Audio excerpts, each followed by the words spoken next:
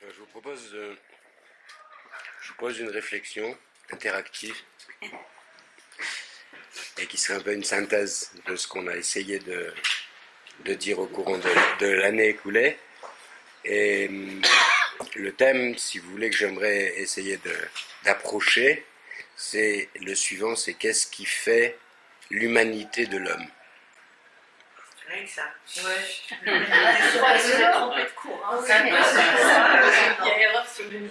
Mais l'homme avec un grand H.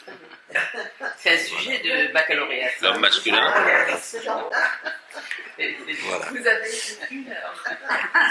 Donc, si vous voulez, ce qu'on va essayer de faire, c'est définir un peu un certain nombre de critères qui font qu'un homme s'appelle un homme, et on va essayer de voir dans ces critères-là, si vous voulez, si il y a des choses qui sont données, des choses qui sont acquises, il y a une progression entre le donné et l'acquis. On va essayer un petit peu de réfléchir juste sur la condition de l'homme. Vous voulez, la Torah, il y a marqué dans la Torah, Ze Sefer Toldot Adam.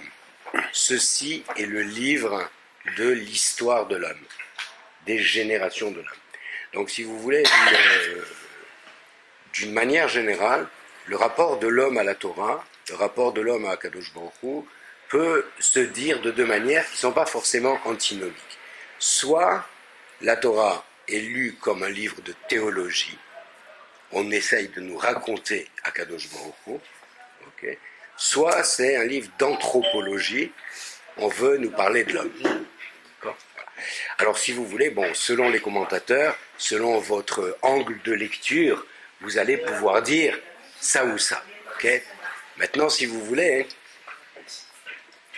le fait que dans la Torah, après tout le Maaseh Bereshit, si vous voulez, après qu'on nous ait raconté toute l'installation du monde, Monsieur le Président, bonsoir, ça va bien. Ok, la Torah vient et nous dit Ze Sefer Toldot Adam. Voilà le livre de l'histoire de l'homme. Ce qui voudrait dire, si vous voulez, si on prend un tout petit peu de recul, que la Torah est le livre de l'histoire de l'homme. Ok, Ze Sefer Torah, deux points. Ok, donc tout ce qui va être dit maintenant, si vous voulez, dit la Torah, va raconter l'histoire de l'homme. Qu'est-ce que c'est l'histoire de l'homme? Alors, la Torah, c'est pas un livre d'histoire avec un grand H, si vous voulez, c'est un livre d'histoire avec un petit H et un S à la fin, un livre de petites histoires. On va nous raconter un certain nombre d'histoires. Et la dernière qu'on nous a racontée, c'est celle des Meraglim, par exemple, donc des explorateurs. La semaine d'avant, on avait parlé de Myriam et du problème de la Shonara et de la lèpre, etc. Donc vous vous souvenez, la semaine prochaine, on va lire celle de Korach. Et donc, au travers d'un certain nombre d'histoires, on doit arriver à deviner, si vous voulez, un peu ce qui se dessine. Qu'est-ce qui se dessine? Est-ce qu'on nous parle du plan d'Akadosh Baruch Hu? Okay. La Torah, c'est le Dvar Hashem, c'est l'expression du Ratson d'Hashem. Okay. La parole d'Hashem, elle exprime la volonté d'Akadosh Baruch Hu. On n'a pas vu, si vous voulez, c'est pas complètement juste, mais on n'a pas vu Akadosh Baruch Hu faire des choses. Okay. Il a créé par la parole. Okay. Il n'y a que l'homme qui l'a fait avec les mains. Dafka. Okay. Mais l'homme, il va le doter de la parole. Mais okay, les mains évidemment avec tous les guillemets possibles, c'est juste pour la compréhension. Donc, si vous voulez, on voit qu'Akadosh Baruch Hu va parler au monde, va parler à la nature.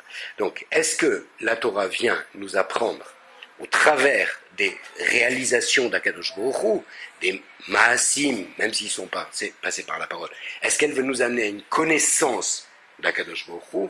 Alors, sûrement, oui. Est-ce que c'est le thème central, ou est-ce que le thème central, c'est l'homme? Alors, dire que le thème central, c'est l'homme, c'est faire preuve d'un certain nombrilisme, si vous voulez, se prendre pour le centre du monde. Okay. La Torah, elle a l'air de dire que l'homme est effectivement le centre du monde. Voilà. Donc, j'en veux pour preuve, si vous voulez, que tout le récit de Maaseh Bereshit parle de la création du monde matériel, et à la fin de la création du monde matériel, de la création de l'homme, et encore plus de celle de la femme. Okay. Donc, il y a indéniablement une progression, on part d'un magma sans forme, si vous voulez, on va organiser le temps, on va organiser l'espace, on va spécifier les différentes choses que la nature va produire, mais on va installer tout ça comme étant le lieu d'accueil de l'homme. Ok, ça va être complètement concrétisé et matérialisé dans le Gan Eden, ok, lieu parfait qui doit offrir à l'homme tout ce dont l'homme a besoin. Ok, donc si vous voulez, on a vraiment le sentiment que l'homme est placé au sommet de la création. Okay, bien. Donc, je suis en train d'essayer donc de vous dire que la Torah serait plus une anthropologie, une étude de l'homme, qu'une étude d'Akadosh Baruch Hu. Pourquoi? On en a déjà parlé plusieurs fois, parce que, si vous voulez, de l'essence d'Akadosh Baruch Hu, de l'être même d'Akadosh Baruch Hu, on ne peut rien dire. On ne peut rien dire.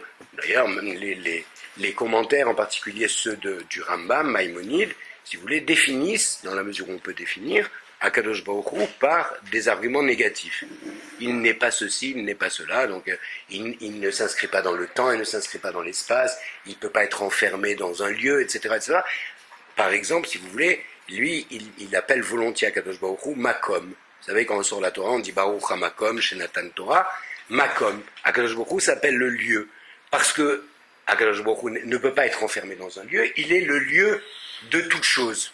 Donc, on n'a pas avancé beaucoup dans la compréhension avec ça. Lorsque on va essayer de donner des noms à Akadosh Baruch Hu, si vous voulez, alors le nom Elohim, c'est plus le nom de l'action d'Akadosh Baruch Hu, le maître des forces, ok, c'est le nom d'Akadosh Baruch Hu dans sa relation au monde créé, à la création, Vayomer Elohim, ok. Mais dès qu'il va s'agir d'instaurer une relation avec l'homme, si vous voulez, il s'appelle Hachem. Et aujourd'hui, nous, quand on prie, on dit Baruch Ata Hachem.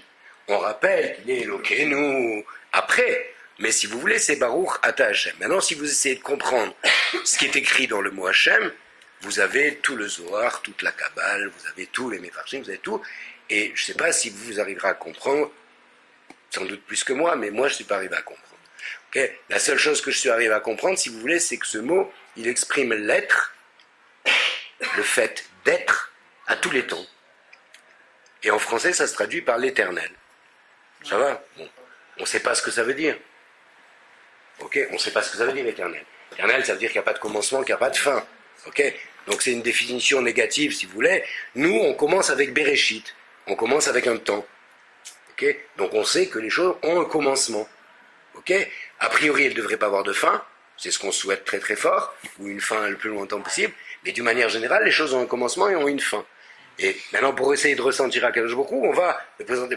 Ce que j'essaye de dire, si vous voulez, c'est que tous ces concepts-là sont des concepts qui sont plus philosophiques, qui sont des déductions, si vous voulez, qui sont... Mais, si vous voulez, il n'y a pas ici une définition qui nous permet d'approcher l'être d'Akadosh Baruch Hu. Alors, oui. Pourquoi dans l'éternité, il n'y a pas de début? Il n'y a pas de fin, d'accord, mais pourquoi il n'y aurait pas de début? Parce qu'apparemment la Torah elle présente comme ça, si tu veux, le fait que Ayé Asher Ayé, si tu veux, qui est le développement de Yud Kei Vav Kei, ça veut dire j'étais, je suis et je serai. Ce qui veut donc dire, si tu veux, que j'ai toujours été. Ok? La différence, si tu veux, entre Akadosh Baruch Hu et le monde qu'il a créé, c'est que le monde a un commencement. Mais lui, Akadosh Baruch Hu, il a toujours été. Donc apparemment, dans le Lachon même, je ne m'avancerai pas beaucoup. C'est scabreux. Mais c'est pas à partir de l'éternité. C'est juste pour dire, si vous voulez, que apparemment, la Torah ne cherche pas à nous faire connaître l'être, l'essence d'Akadosh Baruch Hu. C'est Maasim, sa façon d'intervenir dans le monde. Oui, alors oui, il a créé le monde, il a parlé à un certain nombre d'hommes qui se sont élevés au niveau de pouvoir recevoir sa parole. Ok, Adam Arishon, Noach, Avraham, Yitzhak, Jacob, et après tout le peuple Israël au Sinaï. Ok, ça on peut comprendre. Ok, il a doté l'homme de la même parole. Ok, la parole dont lui il disposait, cette parole qui a un pouvoir créateur en particulier, etc. Il l'a mise à l'intérieur de la bouche de l'homme. On en a parlé concernant la Birkat Kohanim, et d'une manière générale, si vous voulez, l'homme est investi de ce pouvoir de parole qui est un pouvoir divin. Bien. On verra ce qu'on fait, ce qu'on peut en faire, est-ce que c'est comparable, pas comparable, je ne sais pas. Voilà. Donc, si vous voulez, il me semble que la Torah a mis l'homme au centre de la création. Okay. Bien. Alors, c'est pas un orgueil. Okay, dans la mesure où, si vous voulez, c'est pas l'homme qui a décidé ça. L'homme le lit dans la Torah. L'homme l'apprend. Ok? Ici, si vous voulez, on a le sentiment que Akadosh Baruch Hu a créé tout le monde pour l'homme. Et l'homme pourquoi? Pour le servir. Pour qu'il ait une vie. Pour le servir, Pour qu'il y ait une vie. pour qu'il y ait une vie sur terre, mais Réaliser le monde. Pour réaliser ça. d'accord, pour porter son message, pour vivre la Torah qui est le Ratson Hashem, qui est le Dvar Hashem. Ok, maintenant on va essayer de comprendre un peu ce que ça veut dire. Oui, parce que bon, jusque-là on a dit on a dit des phrases religieuses. On va essayer de comprendre un petit peu plus au niveau de l'esprit un petit peu ce que ça veut dire. Bien, alors, qu'est-ce qui fait que l'homme est un homme et que donc à ce titre-là, il a mérité cette position-là? Okay, on ne voit pas que cette position a été donnée au lion, qui est le roi des animaux, si vous voulez, ou au carbone, qui est le roi de la matière organique. Tout se fabrique autour du carbone, même notre propre corps. Okay, donc on voit que par contre, l'homme a été placé, si vous voulez, au sommet de la création. On a déjà dit dans cette noble enceinte que Akadosh Baruch Hu, ayant créé la matière, maintient la matière à l'existence par sa propre énergie, sa propre action. Okay, la parole d'Hachem, elle est une énergie, elle crée la matière, mais si la parole d'Hachem se retire de cette énergie, la matière implose, revient au tohu vavu. Okay. Et Akadosh Baruch Hu, il a fait un deal avec l'homme que la présence de cette énergie divine va être relative à l'action de l'homme, proportionnelle à l'action de l'homme. Okay. Ce qui veut donc dire, si vous voulez, que même dans l'œuvre de création matérielle, de création continuée, puisque on continue tous les jours la création, on le dit dans la tefila du matin, okay, qui kol yom mechadesh ma'aseh bereshit. Okay. Donc, Akadosh Baruch Hu renouvelle la création tous les jours, c'est une façon de dire que sa présence est nécessaire à la subsistance, la persistance du monde. Donc, il a même subordonné cette présence-là à l'action de l'homme. Vous vous souvenez que dans Bereshit, c'est marqué au début de Bereshit, que quand Akadosh Baruch Hu a créé le monde et a créé les végétaux, à la fin de la création des végétaux, il y a marqué tout était en pousse, tout était en germe, et rien ne poussait parce qu'il n'y avait pas d'homme pour travailler la terre. Okay? Donc, alors avec toutes les lectures possibles de homme pour travailler la terre, ce qui veut dire en vérité, il n'y avait pas d'homme pour prier, pour que Akadosh Baruch Hu fasse tomber la pluie. D'accord? C'est le principe. Mais si vous voulez, on a l'air de comprendre ici que même la pluie, qui est l'élément nécessaire à la vie, vous voulez, va tomber seulement en fonction de l'action de l'homme, c'est-à-dire du mérite de l'homme, du comportement de l'homme et de l'interaction de l'homme avec le monde. Okay. Donc, j'avance, si vous voulez, pour essayer de mettre en place ce qui me paraît, et c'est la lecture du Maharal, donc, que la Torah est plus l'histoire de l'homme. Zé Sefer Toldot Adam. Donc, ma question, encore une fois ce soir, c'est se demander qu'est-ce qu'est l'homme, qui est l'homme pour mériter ça, et comment il va devoir, si vous voulez, assumer cette charge qu'on lui a donnée, okay, d'être placé comme ça au sommet de la création, okay, et d'être le centre de l'expression, apparemment, de tout le message d'Akadosh Baruch Hu, puisqu'il va porter la Torah. Alors, oui. C'est à l'homme qui est donné en plus le libre arbitre. Oui, donc alors ça, on va... qualifiant par rapport au reste de la alors, création. ok, ça va être peut-être plus la conséquence. La première dimension, si vous voulez, la première chose qu'on doit dire sur l'homme, comme la Torah nous le présente, si vous voulez, c'est que l'homme a été créé B'Tselem Elohim. Il a été fait, dans les mauvaises traductions, à l'image de Dieu. Okay, tout le monde sait ça. Okay, donc la première définition de l'homme, si vous voulez, c'est quoi l'homme? L'homme, tu sais quoi? C'est une projection d'Akadosh Baruch Hu. C'est une ombre d'Akadosh Baruch Hu. C'est quelque chose, si vous voulez, qui est domé, okay, Adam, domé, qui ressemble. Okay, il y a marqué d'ailleurs B'Tselem et Bidmut. Il y a les deux termes qui sont utilisés, si vous voulez. Donc, ça veut dire aussi à la ressemblance. Il y a marqué à l'image et marqué à la ressemblance. Vous avez des livres entiers pour savoir pourquoi il y a deux mots. Ok, il y en a un qui évoque l'aspect moral, intellectuel, s'élever, faire du chesed, etc., ce qu'on peut comprendre, et l'autre qui va vous choquer gravement, c'est une définition physique. Voilà. On peut pas en dire plus. Patouar. Oui, on va en dire plus. Vous voulez qu'on dise plus, on va dire. C'est celle qui. Ça a le goût du trop peu. Excusez-nous. Mais vous êtes excusés, vous êtes excusés. Bonsoir, bonsoir.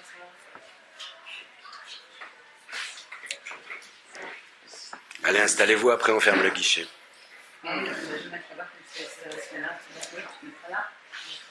vas-y. Alors, vas-y. Moi, je mets. Moi, je mets. Ne perturbez pas davantage. Oui, je sais, monsieur. Alors, d'abord, si vous voulez, pour être conforme à la vérité et à la vérité du texte, cette ressemblance, pour le moment on va utiliser le terme de ressemblance, d'image si vous voulez, ok. Image, si vous voulez, le premier terme qui est utilisé, c'est tselem. Tselem aujourd'hui, si vous voulez, un tsilum, c'est une photo, une radio, ok. Le tsel, ça veut dire l'ombre. L'ombre, c'est la projection, si vous voulez, quand il y a une lumière, vous mettez un arbre, le soleil derrière, vous avez l'ombre de l'arbre. Alors, l'ombre, elle a quelque chose à voir avec l'arbre. Elle n'est évidemment pas l'arbre. Ok ? Elle a la forme, elle a je ne sais pas quoi d'autre. Il y a des choses, si vous voulez, il y a des choses qui sont comparables. Donc, dans cette dimension-là, on peut déjà prendre, si vous voulez, que quelque part, il y a, ok, l'homme est quelque part l'image, la projection, l'ombre d'Akadosh Baruch. C'est pas marqué. Hein? L'ombre, c'est plus grand que l'image. L'ombre, ça peut être plus grand que l'image. Parce que peut-être qu'effectivement, dans ce monde-ci, si tu veux, on voit plus l'homme qu'Akadosh Baruch. Peut-être ça, on peut répondre. Et l'ombre dépend de l'image, mais l'ombre, la véritable ombre, si vous voulez, elle varie selon la lumière, effectivement, selon le mouvement de l'objet principal. C'est pas vraiment le débat. Juste, si vous voulez, la plupart des explications sur cette notion-là rappellent d'abord que on est fait Betselem Elohim, pas Betselem Hachem. D'accord ? On est fait Betselem Elohim. Et Elohim, ce nom-là, dans tout ce qui a précédé la création de l'homme, on a vu que ce nom-là, c'est le nom d'Akadosh Baruch Hu, créateur. Okay ? C'est le maître des forces, les forces qui vont installer la nature. Okay ? Les forces physiques, chimiques, biologiques, tout ce que vous voulez.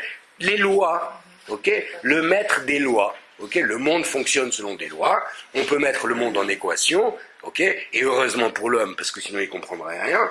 D'accord ? Et donc, Akadosh Baruch Hu a permis à l'homme d'apprendre ces lois, la science le permet, pour comprendre comment le monde fonctionne. Très bien. Donc ça, si vous voulez, on peut imaginer que le terme Elohim définissant l'action créatrice d'Akadosh Baruch Hu, le fait d'être ressemblant à Elohim veut dire qu'on a une capacité créatrice. Bon, on ne l'a pas dit sur les animaux qui pourtant se reproduisent aussi. Donc apparemment, la création dont il s'agit n'est pas seulement la capacité de se reproduire. C'est probablement créer des idées, créer des concepts, créer des objets, etc. Tout l'art, toute la magie de l'être humain, si vous voulez, tout ce que l'homme est capable de faire. Donc la première ressemblance serait cette ressemblance. Le deuxième terme, si vous voulez, qui dit Dmout, alors bon, vous avez plein d'explications. Certains disent qu'il faut lire domé, l'autre qu'il faut lire muet. Comment on dit muet? Domem. Domem. Donc il faut lire muet. L'homme est muet devant le Ratson d'Hachem. C'est des explications qui se superposent, qui apportent un éclairage supplémentaire, mais pas opposé. D'accord. Bien. La différence physique, si vous voulez, elle est évidemment impossible à expliquer. S'il y a deux termes, et qu'un terme connote, si vous voulez, la ressemblance spirituelle, morale, qui est demandée à l'homme, l'homme doit se comporter comme Akadosh Baruch Hu se comporte. En résumé, si vous voulez, Akadosh Baruch Hu est un être de chesed, il donne, et l'homme doit, pour ressembler à Akadosh Baruch Hu, c'est un résumé hyper rapide, faire Gmilut Chasadim, du chesed. Chesed avec l'autre, chesed avec la nature peut-être, avec Akadosh Baruch Hu, etc. C'est ça l'idée. Maintenant, vous ne trouverez pas d'explication sur le deuxième terme, il n'y en a quasiment pas dans la Torah. J'ai labouré des années et j'ai quasiment rien trouvé. Il y a juste, si vous voulez, dans une paracha, je crois que ça s'appelle la paracha Trouma, marqué là-bas, il y a là-bas la définition du plan du Beth Amikdash. Okay. On nous explique comment on doit construire le Mishkan qui va devenir le Beth Amikdash. Bien. Et on nous dit que le Mishkan est construit comme l'homme. Il est construit en 3 parties qui vont du plus matériel au plus spirituel. Il y a l'endroit où on fait les corbanotes, si vous voulez, la boucherie, le machin. Il y a l'endroit où on apporte le pain, l'encens et où il y a la menorah. Okay. Et il y a l'endroit du Kodesh à Kodashim dans lequel il y a les protes et le Sefer Torah. Ce qui correspond globalement, si vous voulez, aux organes de la digestion et de la reproduction, sous la ceinture, pour vous le faire simple. La deuxième partie correspondrait, si vous voulez, au thorax, avec le cœur et les poumons, okay, donc les organes de la respiration et de la circulation, qui sont réputés plus nobles, c'est pas vrai, mais bon, c'est comme ça que c'est dit, et le summum de la spiritualité, le cerveau, qui est censé produire des pensées et donc créer de la spiritualité. Donc, si vous voulez, on dit que le Beth Amikdash est construit comme l'homme. L'homme ressemble au Beth Amikdash. Et il se trouve que le Beth Amikdash d'en bas ressemble au Beth Amikdash d'en haut. On apprend là qu'il y a un Beth Amikdash en haut. Okay. Donc il y a un lieu, si vous voulez, d'où émane toute l'énergie. Je ne sais pas ce que ça veut dire, ce que je suis en train de vous dire. Je ne sais pas du tout ce que ça veut dire. D'accord ? C'est simplement pour vous donner un certain nombre de repères, et ce n'était pas vraiment le sujet, mais juste pour répondre à la question qui m'a été posée sur cet aspect de la ressemblance. Ce qui veut donc dire, si vous voulez, qu'il y aurait une structure générale du monde, okay, qui évolue du plus matériel au plus spirituel. Il y a un degré, il y a une progression possible, okay, mais aucun des degrés n'est séparé des autres. Okay, le corps humain ne peut pas exister, un corps humain, c'est pas un cerveau. C'est pas seulement des pieds, mais c'est des pieds plus un cerveau et tout ce qu'il y a entre les deux. D'accord ? Donc, si vous voulez, on nous explique que toute la structure du monde est comme ça. Donc, l'homme est fait, si vous voulez, semblable à la structure du monde. L'homme est matime, homogène à la structure du monde. Okay ? Donc, dans la définition de Tselem, on voit déjà, si vous voulez, que il y a une certaine, je vais dire un très vilain mot, je l'aime pas mais j'en ai pas trouvé d'autre, une connaturalité entre l'homme et le monde. L'homme est de nature semblable au monde. Il y a dans l'homme, okay, du minéral, du végétal, de l'animal et du divin. Okay. Donc il y a dans l'homme de tout. Okay. Un peu, plus ou moins selon les individus, etc., peu importe. L'idée simplement, si vous voulez, c'est que le monde extérieur n'est pas étranger à l'homme. L'homme a été créé en dernier, il a été présenté, vous vous rappelez, avec Naas et Adam, avec ce pluriel, et dans le pluriel, on avait dit qu'Akadosh Baruch Hu associait le reste de la création à la création de l'homme. Et effectivement, à l'intérieur de l'homme, peu ou prou, on a un petit peu de tout ce qui a été créé.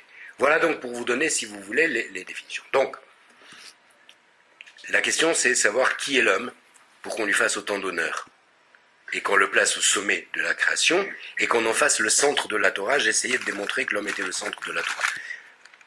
Je suis content qu'on enregistre, ça me fait beaucoup d'honneur, mais ne diffusez pas parce que ce que je dis risque d'être très très mal pris. Si vous allez dire que l'homme est le centre de la Torah, vous allez vous faire fusiller. Mais en vérité, ramenez le Maharal, et vous verrez que quand même ce que je dis n'est pas complètement iconoclaste. Ok, alors... On a entendu que l'homme était ressemblant à... Donc, première définition de l'humain, si vous voulez, qui va peut-être le qualifier pour pouvoir porter le projet d'Akadosh Baruch Hu pour l'humanité ou pour le monde, c'est la ressemblance. Bien. Maintenant, si vous voulez, l'homme est créé.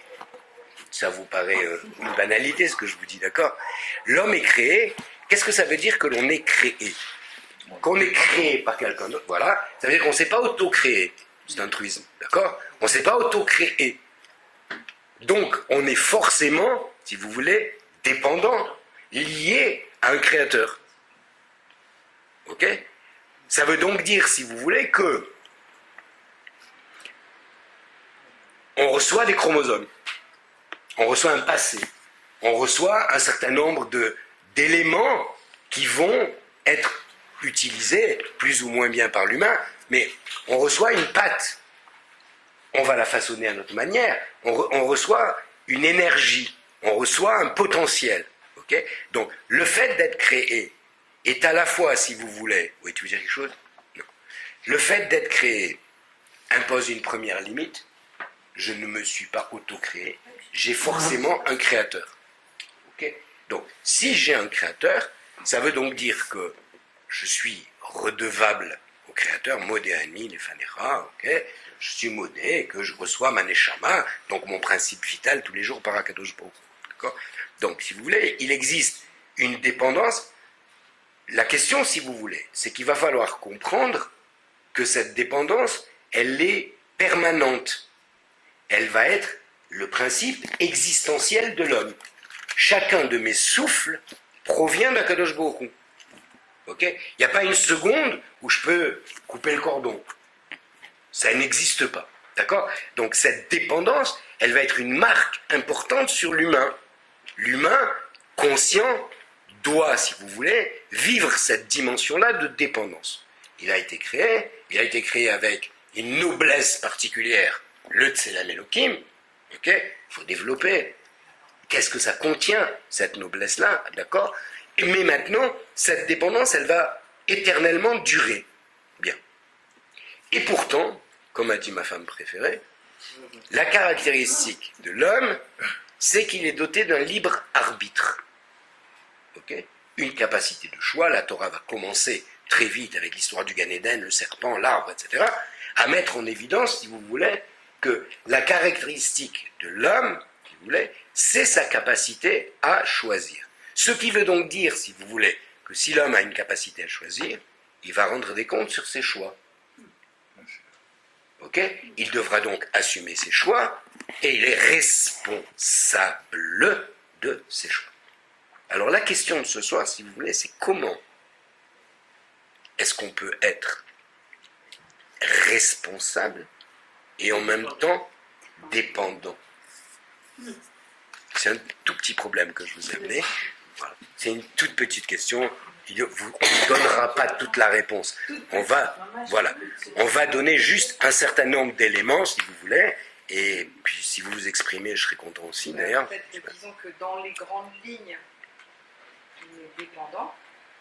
Et que dans les choix plus précis, on peut avoir un libre arbitre. C'est sûrement ça l'idée. C'est sûrement ça l'idée générale. Vous avez raison. Vous avez raison. Ça marche. Ok. Donc, si vous voulez, d'une part, on est créé, d'autre part, on est libre. Et si on est libre, on est responsable. Ça marche? Donc, si vous voulez, nous, on avait assisté, on avait fait venir une fois à Nice Henri Atlan, pour ceux qui se rappellent, et qui avait écrit un ouvrage sur un tout petit truc sur la nécessité, et qui prétendait qu'on était dépendant de nos hormones. D'accord? C'est nos hormones, si vous voulez, qui dictaient notre comportement.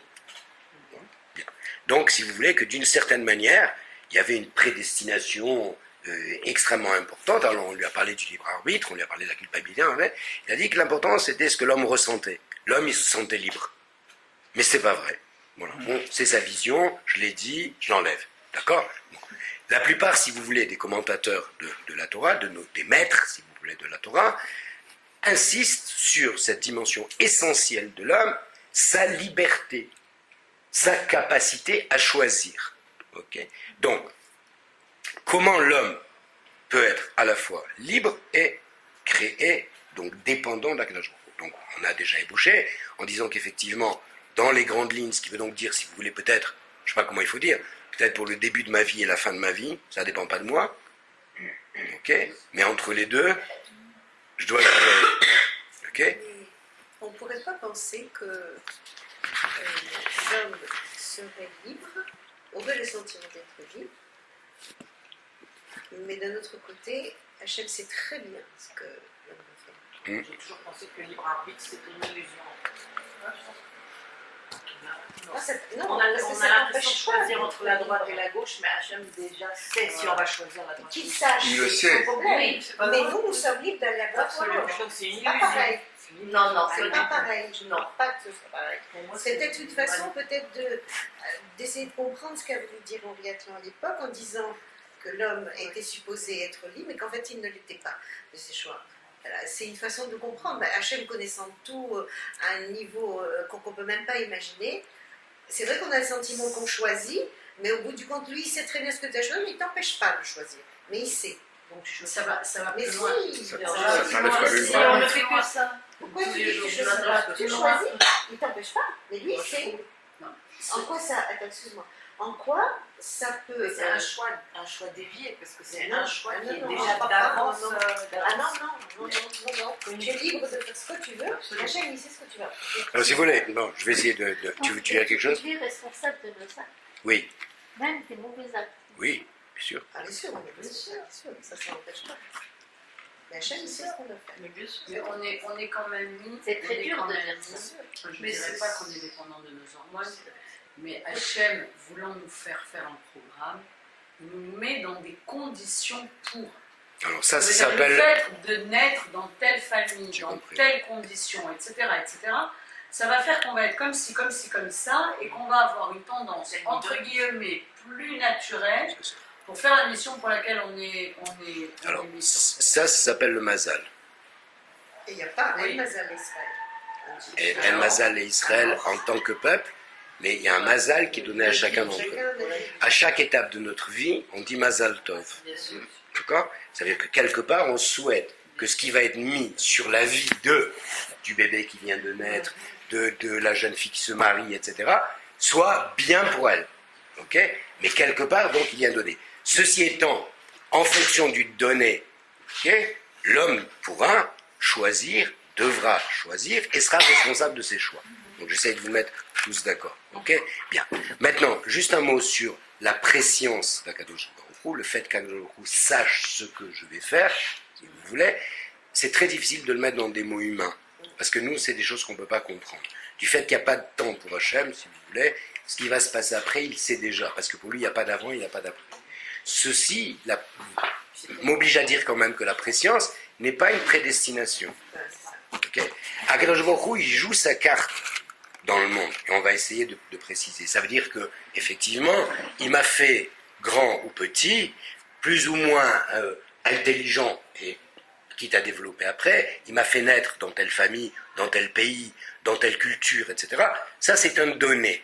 Et avec ça, si vous voilà. Alors, si vous voulez, nous qu'on se perfectionne quand même. qu'on se perfectionne, mais si vous voulez, il semble que dans l'orchestre, si vous voulez, de l'univers et de l'humanité, chacun doit jouer sa partition. Et la mienne n'est pas la même que celle de mon voisin. Je dis toujours le même exemple, si je mesure 2 mètres, ok, on va me demander pourquoi je n'ai pas été champion du monde de basket. Si je fais 1m20, peut-être pas, on me demandera pour la pétanque. D'accord? Ok. Il faut aller au-delà de ses limites. Alors ça va, on va y arriver, d'accord? Bien.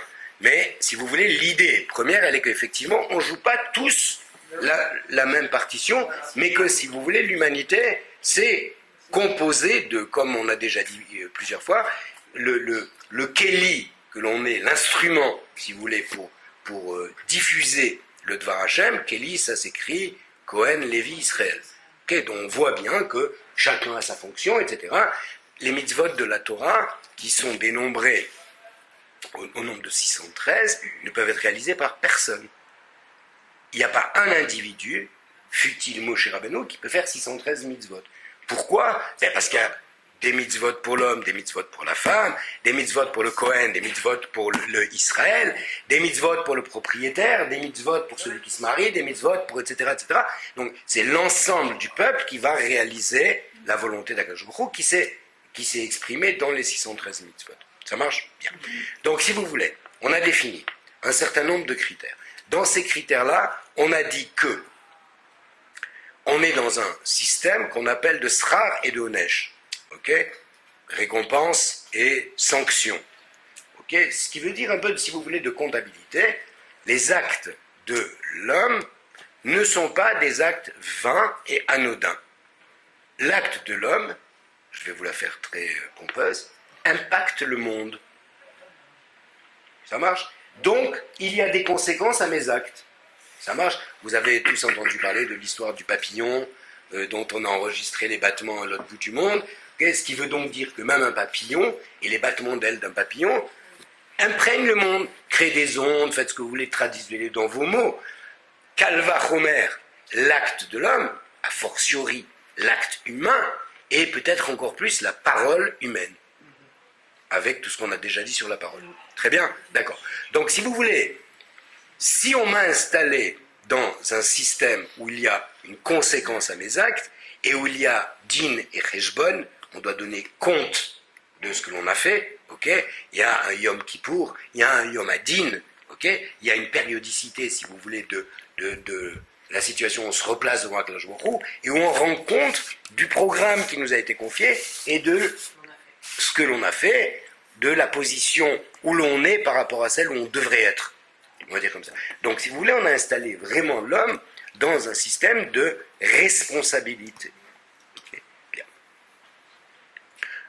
Là-dessus, s'ajoute une notion, si vous voulez, qui va être actualisée essentiellement par le peuple juif à la sortie de Mitzrayim, c'est la notion de Brit, notion d'alliance. Okay? Alors, on ne voit pas qu'Akadosh Baruch Hu, il a fait une alliance avec Adam Arishon. Elle était implicite, on va dire. Okay? Il était dans une relation telle où il n'y avait pas besoin de mettre dans des mots l'alliance. Okay? Adam Arishon était en face d'Akadosh Baruch Hu, porteur de tout le projet de l'humanité, donc investi de la fonction de créer l'humanité et de s'asservir le monde et de développer le monde. Bien. On ne voit pas de Brit. Après le Maboul, okay, on voit qu'avec Noach, Akadosh Baruch Hu va ébaucher un Brit, avec l'histoire de l'arc-en-ciel, vous connaissez, etc. Okay. Akadosh Baruch Hu va faire un pacte, okay, dans lequel il va sortir de son rôle de créateur ou législateur, pour entrer dans une relation. Okay? Donc, elle va être codifiée avec un Brit, l'homme devra faire ça, et Akadosh Baruch Hu en échange s'engage à ne plus détruire le monde, etc. Donc il y a comme ça, si vous voulez, une espèce de contrat. Okay?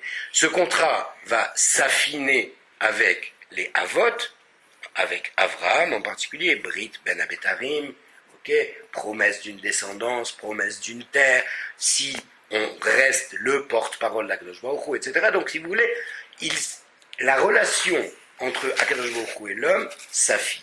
Elle devient maximale à la sortie de Mitzrayim. Okay? À ce moment-là, si vous voulez, on va créer un lien de compagnonnage, d'association étroite entre l'homme et Akadosh Baruch Hu. D'accord? Ça veut dire qu'on n'est plus seulement, si vous voulez, des êtres dotés d'un libre arbitre, responsables de nos actes, devant rendre des comptes sur nos actes, comme le sont tous les individus créés sur la Terre. Okay? On a une dimension supplémentaire. La dimension supplémentaire, elle est dite dans le Brit. Alors, le Brit, il nous dit quoi? Okay? Donc, dans les mots, les premiers éléments qu'on a entendus du Brit, c'est qu'Akadosh Baruch Hu, au travers de Moshe Rabbeinu, demande, si vous voulez, que nous soyons Goy Kadosh Mamlechet Kohanim. C'est des mots que vous avez déjà entendus, vous avez compris. Peuple parfait. Saint, ça, pour moi, ça ne veut rien dire, je ne sais pas ce que c'est. Il y a le Saint-Père, il y a je ne sais pas ce que ça veut dire. Parfait, si vous voulez, c'est une fausse traduction, mais c'est la moins mauvaise. Ok? Bien. Donc, un peuple, Kadosh, et Mamlechet Kohanim, donc qui va... Voilà, on en a déjà parlé. Séparer les autres, ok. Mais le but, si vous voulez, il est encore une fois de viser un certain état. Il y a marqué dans la paracha, elle dit Kedoshim Tiyu. Okay. Vous serez saints. Elle ne dit pas vous êtes. D'accord? Donc, ce que je suis en train d'essayer de vous dire, si vous voulez, c'est que l'humain, okay, le problème de l'humain, c'est pas le problème d'être, c'est le problème de devenir. D'accord?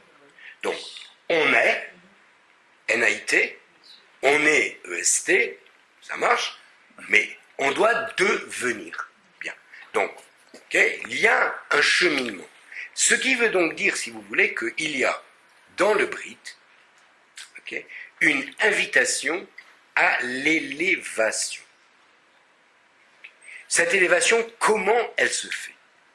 Elle se fait parce qu'il y a à l'intérieur de l'individu une énergie potentielle qui s'appelle le Tselem Elohim. Le fait d'avoir été créé à l'image de Dieu, si vous voulez, c'est déjà une invitation à lui ressembler. Donc déjà, sur le plan du comportement moral, éthique, vous voulez, mon rapport à l'autre, etc., je vais être inspiré par cette définition-là qui est un programme en soi. Ce que j'essaye de dire, si vous voulez, en d'autres termes, c'est que le Tselem Elohim, c'est pas seulement un point de départ. C'est aussi un projet. C'est un potentiel. Ok? Potentiel à développer. Projet. Potentiel. Kedoshim Tiou. Devenez. Et c'est marqué là-bas, Kedoshim Tiou ki Kadosh Ani. Pourquoi vous devez devenir saint? Alors, vous savez tous qu'il y a une différence dans l'écriture du mot Kadosh pour l'homme et l'écriture de Kadosh pour Hachem. Il ne s'agit évidemment pas de la même quantité de Kedusha, puisque à Kadosh, Baruch Hu, il est tout Kedusha, mais il s'agit de la même qualité de Kedusha. Okay? Donc, cette recherche d'élévation, de perfection, qui demande effectivement de se séparer du monde de la matérialité, de tout ce qui est opposé à cette dimension de Kedusha, là, si vous voulez. Donc, ici, on voit que il y a en l'homme, à la différence de tous les autres êtres créés, une capacité à se transformer, une capacité à évoluer. Ok? Bien. Alors,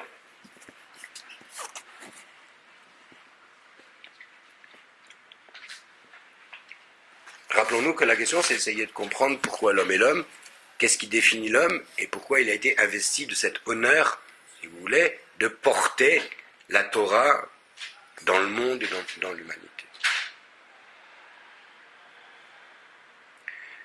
Alors, le fait d'avoir été créé, si je vous barbe, vous me dites, quand ça suffit, on tasse, parce que c'est des concepts très maharaliens et c'est pas toujours facile. Et le fait d'avoir été créé à l'image d'Akadosh Baruch Hu veut dire que on a à l'intérieur de nous un point, un élément, quelque chose divin. Divin. Ok? Par exemple, la Neshama. D'accord? Je sais pas ce que c'est la Neshama. Ok? Ce que je sais, si vous voulez, de la Neshama, moi je vais dire les choses comme ça, c'est que dans l'humain, il y a du matériel, ok? Et du non matériel. Ok? Tout ce qui est de l'ordre du non matériel, on va dire, ça sent le divin. Ok? On peut concevoir ça. Donc il y a en l'homme, alors je ne sais pas chez les autres êtres, on ne sait pas s'il y a une pensée dans le monde matériel, dans l'organique, probablement pas, dans le végétal, dans l'animal. On se demande, on a l'air de nous dire que c'est plus de l'ordre de l'instinct, si vous voulez, que de l'ordre de, mais on sent qu'il y a des émotions, si vous voulez, chez certains animaux, donc probablement un certain degré, si vous voulez, d'intellectualité, de rationalité peut-être, ça doit exister. En tout cas, chez l'homme, il existe une dimension particulière, si vous voulez, qui est de l'ordre du non matériel, qu'on peut appeler du spirituel, si vous voulez. Ce que je veux dire, ça, si vous voulez, c'est qu'il existe en l'homme un peu d'infini. L'homme ne se limite pas à ses 60 kilos, 1m70, etc., à la capacité qu'ont ses organes d'interférer avec le monde, ses oreilles d'entendre jusque-là, ses yeux de voir jusque-là, etc. C'est pas seulement ça l'homme. C'est ça, oui, mais c'est ça plus quelque chose. Et ce plus quelque chose, c'est la capacité qu'a l'homme à envisager, à appréhender l'infini. L'homme est capable de penser qu'il existe de l'infini. Tous les autres êtres ne le peuvent pas. Ce qui veut donc dire, si vous voulez, que être fini que je suis, okay, limité dans le temps, limité dans l'espace, limité dans les capacités, j'ai quelque chose de plus, si vous voulez, qui est ce dépôt d'infini qui est en moi, qui me permet de comprendre que l'infini, ça existe. Je ne sais pas ce que c'est. Je ne peux pas le définir. Je ne peux pas le circoncire. Ok? Je ne peux pas dire des choses qui sont très précises. Mais simplement, cette notion, elle existe. Ce qui veut donc dire, si vous voulez, que la notion de l'existence divine, c'est quelque chose qui peut résonner en moi. D'accord? Je peux concevoir, si vous voulez, qu'il existe, en dehors de ce que je vois, que je mesure, que je mets en équation, autre chose dans le monde. Donc, on ne se limite pas, si vous voulez, à une vision physique de l'être humain et du monde autour, mais on peut avoir une conception métaphysique, au-delà du physique. Donc, si vous voulez, on approche un petit peu, on voit que l'homme, par ses dispositions naturelles, par ses aspirations, par sa capacité à progresser, à changer, à approcher, tout ce qu'on fait comme étude de la Torah, c'est pour essayer de comprendre quelque chose de métaphysique, comprendre quelque chose à l'infini, se persuader, si vous voulez, ressentir que l'infini existe. D'accord ? Donc, si vous voulez, tout ce travail-là, il est possible à l'homme. Vas-y. Comment que cet infini-là peut être comparé entre l'homme et Akadosh Baruch Hu? L'infini chez l'homme, je le conçois dans l'élévation infinie, c'est-à-dire sans limite. L'objectif de l'homme, c'est de se développer, enfin, c'est s'élever d'une façon à l'infini. Oui. Akadosh Baruch Hu est déjà lui-même défini comme infini. Oui. Donc, on n'est pas dans le même registre. On n'est sûrement pas dans le même registre. On n'est pas dans le même registre, et sûrement pas dans le même registre en matière de quantité. En matière de qualité, la Torah a l'air de dire que oui. Parce que si tu veux, il y a bien marqué Kedoshim Tiu, Ki Kadosh Ani, c'est le même mot. Okay, c'est la même essence. Il y a un vav de plus chez Akadosh Baruch Hu qui veut dire l'amplitude, tout ce que vous voulez. N'empêche que, d'accord? Donc, si vous voulez, quelque part, bon, il y aurait d'Hachem dans chacun d'entre nous, en rassemblant toutes les Neshamot, alors quelque part on comprend. Ok, je ne sais pas très bien ce que ça veut dire, moi c'est une chose qui ne me parle pas beaucoup. Ça veut dire que cette nature de l'infini qui serait dans l'homme, donc dans l'homme, pas que dans le juif. Dans l'homme en général. Dans tous les êtres humains, il y a un point d'infini, il y a un point de divin. D'accord ? Maintenant, on le développe ou pas, on le découvre ou pas, on le révèle ou pas, ça va être le travail de la Torah et des mitzvot. D'accord ? Donc, si vous voulez, pardon ? Donc du juif. Celui qui a adhéré. Donc, si vous voulez, Hacham, il attend tout de nous. Il attend tout de nous. Aussi pour les autres. Mais il y a marqué d'abord Goy Kadosh. Ok ? Il y a marqué, si vous, Mamlechet Kohanim, on doit effectivement faire la avoda pour les autres. Ça veut dire quoi, Mamlechet Kohanim? Mamlechet Kohanim, ça veut dire être un exemple pour inspirer l'humanité. Ce qui veut donc dire que la Torah n'a pas été donnée, si vous voulez, à usage restrictif. Okay? La Torah, elle doit être promulguée dans le monde tout entier. Nous la vivons, comme étant chargés de la avoda, de la garde rapprochée. On est les ministres, si vous voulez. Mais les citoyens, ils ont la même loi. D'accord ? Bien. Donc, l'idée, elle est effectivement de transférer à l'humanité. Ce que j'essaye encore une fois de dire, c'est qu'il y a dans l'homme une capacité A. Il y a dans l'homme un point d'infini. Il y a dans l'homme une proposition d'Akadosh Baruch Hu de développer ce point d'infini, avec l'instauration d'un brit. Le brit, si vous voulez, c'est complètement inouï. C'est impensable. On n'ose même pas dire une association entre Dieu et l'homme. Ok, on est une fourmi, encore, c'est une définition qui ne veut rien dire par rapport à Akadosh Baruch Hu, et vous imaginez que Akadosh Baruch Hu, il vient tendre la main à la fourmi pour s'associer avec elle, pour faire le monde. Eh bien oui, la Torah, c'est comme ça qu'elle nous présente les choses. Tu t'associes dès l'instant où tu acceptes et tu accomplis les mitzvot et tu vois le sens. Voilà. Mais si tu veux, la formulation qu'a choisie la Torah de brit, si tu veux, dans un brit, il y a une association, il y a une participation. Même si quelqu'un détient une action sur 1 million, il détient quand même une action sur 1 million. ok, je raconte toujours que je détenais pour une association dont je m'occupais 1%, et que le jour où il y a eu des problèmes, j'ai dû payer pour le 1%. Et c'était beaucoup. D'accord, à l'époque. Donc, non, c'est pour dire que même 1%, même 1 pour 1 milliard, si vous voulez, j'ai quelque chose. Ok.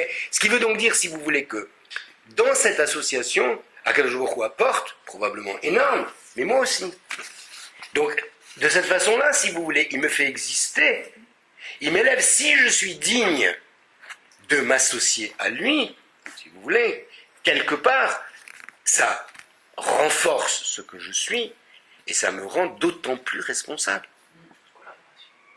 D'accord? Donc, cette collaboration pour l'avènement de l'homme, si vous voulez, la construction de l'homme avec un grand H, elle va passer par tout ce dont on a parlé. Donc, par le Brit. Le Brit, il est associé à une révélation. Okay? Mamad Har Sinaï, c'est une révélation.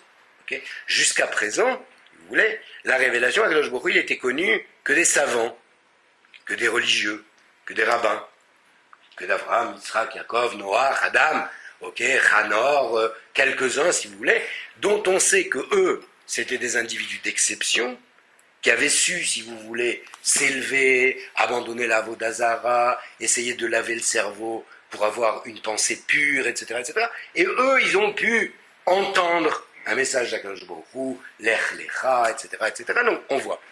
Ici, si vous voulez, Mamad Har Sinaï, c'est la révélation d'Akadosh Baruch Hu à toute l'humanité, au travers du peuple juif qui s'était spécifiquement préparé. Akadosh Baruch Hu est descendu. Il est descendu dans le monde de l'humain.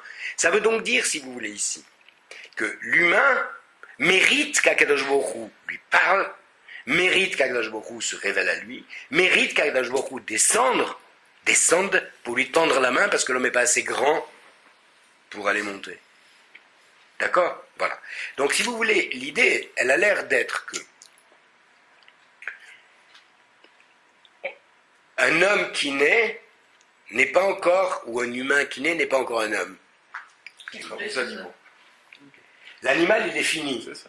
Il aura un développement corporel, on va dire comme ça, mais chez l'homme, si vous voulez, il y a une nécessité de devenir, il y a une nécessité de progresser. Et c'est cette capacité à progresser, en s'ancrant, si vous voulez, sur la dimension métaphysique, infinie, divine qui est en nous, qui nous permet de mériter la place qu'on occupe dans l'humanité.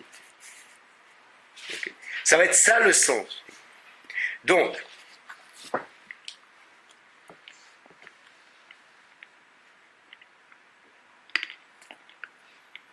la Torah, elle est l'expression du Ratson d'Akadosh Baruch Hu. On dit que la Torah a préexisté au monde. Okay? Akadosh Baruch Hu, il a fait la Torah avant le monde et il a regardé dans la Torah après comment il fallait faire le monde. La première idée. Voilà, c'est comme ça qu'on raconte aux enfants, je ne sais pas ce que ça veut dire, ça nécessite un nombre de réflexions. Simplement, ce qu'on veut dire, c'est que c'est la volonté d'Akadosh Baruch Hu que ce programme-là soit vécu dans le monde de l'humain. Ok? Bien. Ce programme, c'est, je ne sais pas si on peut résumer, mais on va dire comme ça, que ce programme, c'est une volonté de spiritualiser la matière, donner du sens aux choses, si vous préférez en d'autres termes. D'accord?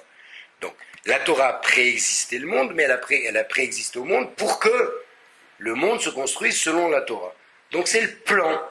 C'est le plan de l'Akadosh Baruch Hu pour le monde matériel et pour le monde de l'humain. Okay.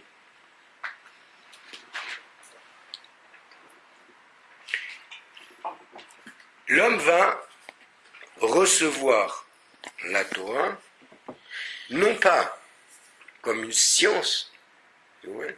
Si demain je veux apprendre, je sais pas quoi, l'astrophysique, ok, je comprends rien, ok, je sais rien, je sais juste lire des lettres et éventuellement des chiffres, on va m'expliquer et je vais faire entrer en moi une connaissance nouvelle qui rentrera plus ou moins bien, si vous voulez, selon les efforts que je fais, etc. La Torah, c'est pas du tout comme ça. La Torah, elle procède du même souffle d'Akadosh Baruch Hu que celui qui me donne vie. Je suis insufflé en permanence par Akadosh Baruch Hu. Ma neshama, traduit dans les termes que vous voulez. Ok, on voit dans la création de l'homme, c'est marqué, l'homme gisait par terre comme un morceau de glaise, et Akadosh Baruch Hu lui a insufflé une neshama, et après il est devenu Nefesh Chaya, une âme vivante. Donc le principe de vie, si vous voulez, de l'humain, c'est le souffle d'Akadosh Baruch Hu. La Torah, c'est aussi le souffle d'Akadosh Baruch Hu.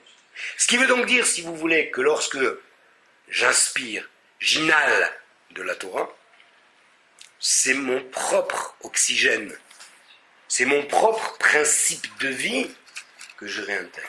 Ça s'appelle un supplément d'âme.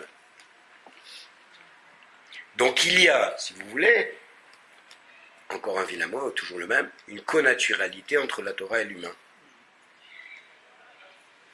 Donc tout le travail, si vous voulez, qu'on a vu dans ces dernières parachutes, tout le travail qui nous a amenés depuis la refonte de Mitzrayim jusque au Mamad Har Sinaï et après sur la terre d'Israël, va être un travail de remise en condition de l'homme pour le retransformer en Kéli capable de recevoir le souffle d'Akadosh Baruch Hu. C'est toutes ces capacités qui font que l'homme est placé au sommet de la création et qu'il est le réel représentant d'Akadosh Baruch Hu sur la terre. Merci. Est-ce que- C'est quoi? Qu'est-ce que vous voulez? C'est ce que tu n'as pas préparé. D'accord. Ne trahi que par les siens. Comment on peut être à la fois dépendant et responsable? Alors, la dépendance, elle est une dépendance à concevoir, me semble-t-il, comme un argument positif. La dépendance, elle est ce qui me permet d'avoir en permanence cette insufflation divine, d'avoir en permanence cette énergie divine, d'avoir en permanence cette aspiration à l'infini, au métaphysique. Si j'étais seulement créé et abandonné après, entre guillemets, comme toutes les autres créatures, je n'aurais pas de possibilité de progresser, okay, sauf un développement animal banal, mais ici, si vous voulez, il me semble qu'on doit dire que la dépendance, elle n'est pas à vivre comme un carcan, si vous voulez, elle est au contraire le sentiment que chaque seconde de ma vie, oui, chaque seconde de ma vie est une seconde qui m'est donnée, mais pas comme une charité. Elle m'est donnée comme un nouveau programme, avec la même exaltation, effectivement, avec l'énergie supplémentaire de vie. D'accord? Donc, si vous voulez, la dépendance, elle est plus à dire, à mon avis, en termes de proximité d'Akadosh Baruch Hu, vous voulez, et de connexion, on va dire, de connexion permanente. Ok? Si vous voulez, le moteur de l'homme... Oui, pardon, allez-y. Alors la liberté, elle vient du fait que ce potentiel-là, vous allez l'utiliser comme vous souhaitez l'utiliser. Et que, soit si vous voulez, vous vous inspirez de la Torah, et donc des injonctions de la Torah, de ce que la Torah vous exhorte à faire, si vous voulez, soit vous ne le faites pas. Adam Arishon, tout Adam qu'il était, il a mangé du fruit. D'accord? Donc si vous voulez, c'est l'échec total, si vous voulez, de cette proximité. Alors bon, ça se rattrapera les autres générations et tout le reste, mais dans l'idée, si vous voulez, pourquoi la Torah elle a commencé par ça? Parce que la Torah elle a voulu montrer qu'une des caractéristiques de l'homme, c'est la faillibilité. L'homme, par définition, peut fauter. Peut. Hachem est aussi dépendant de l'homme. Peut fauter. Alors ça, c'est pour, en tout cas, voilà, pour en tout cas, le dévoilement de son programme, il est dépendant de l'homme. Dans ce monde-ci, qu'il a créé, comme il nous l'a donné, comme il nous l'a décrit dans la Torah, l'homme est son relais nécessaire. Parce que lui, il a décidé, bien évidemment. Ça ne change rien à son propre être, à son essence. Dans d'autres mondes, peut-être qu'il se révèle différemment, je ne sais pas ce que ça veut dire de toute façon. Mais d'une manière générale, si vous voulez, il a qualifié l'homme pour être son bras avancé dans le monde. Okay? Donc si vous voulez, le bras ne peut pas être détaché du corps. Okay? Pour pouvoir faire l'acte qu'Akadosh Baruch Hu souhaite, je dois rester là, le bras vivant, connecté, irrigué, avec un cerveau qui injecte la pensée, etc. Ok? Maintenant, même dans le bras, il y a un feedback, si vous voulez. Parce que vos impressions, par exemple, tactiles, vous les transmettez à votre cerveau. Ok? Donc, ça s'appelle le brit. Il y a l'échange. Alors attends, j'ai encore une question. Pourquoi il nous a fait l'honneur d'être le centre de la Torah? Alors, est-ce que tu as répondu à la question? Alors, il me semble que j'ai répondu, si tu veux, dans le sens où il nous a donné tous les moyens de nous qualifier pour être son prolongement sous terre. Si tu veux, le fait de nous avoir fait B'Tselem Elohim, le fait de nous souffler sur la braise en permanence, si tu veux, donc, fait que